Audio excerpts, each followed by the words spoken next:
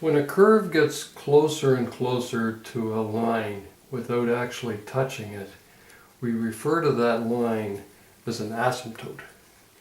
Now the easiest ones to spot are the vertical asymptotes. And one of the first functions that students study in high school that has a vertical asymptote is the reciprocal function. And you see what happens here is as x gets closer and closer to 0, 1 over that number gets very large. So this curve goes up on the one side of the y-axis and down on the other side.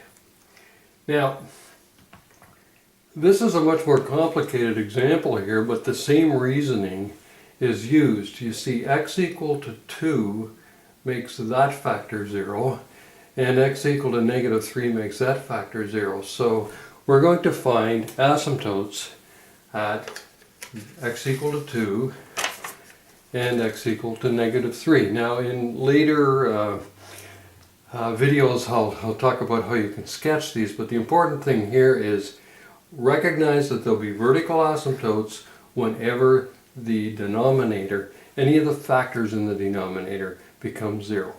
Now there's one exception to that, and that is if the same factor occurs on the top as the one on the bottom, then you're going to end up with a hole. When you first started simplifying rational expressions, you probably did factoring like this, and your teacher always told you to write the restriction on the end, and that restriction actually is the hole in the line y equals x plus 4. So it's pretty easy to spot the vertical asymptotes. It's a little more difficult to decide on the horizontal ones. Now, in order to do that, it's best to have the numerator and denominator written out as a polynomial, because what we want to do is we want to look at the highest powers, the highest exponents, and compare those on the top to those on the bottom. Now, if the highest exponent on the bottom is higher than the one on the top, here the 3 is greater than 2, if that was a 4 or a 5, doesn't matter. As long as the one on the bottom is higher, you're going to go down to the x-axis as an asymptote. That's because as x gets bigger, for example, if x is 1,000, this would be about 6 million and change on top, but this is 2 billion on the bottom. So this is getting bigger faster than that. Now, if they share the same power, top and bottom, then basically they're both getting large at the same rate, and your asymptote is going to be equal to the coefficients of those two highest power terms, 6 over 2, or simply y equals 3. So if it's higher on the bottom, you'll go down to the x-axis.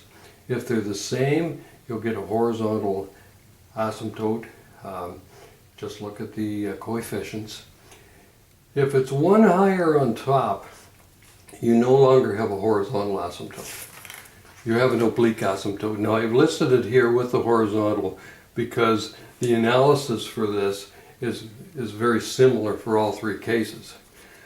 However, if it's 1 degree higher on top than it is on the bottom, what we do is we divide the bottom into the top. I did it with long division. You can also use synthetic division in order, well, I guess not synthetic to do this one. This is a little more complicated.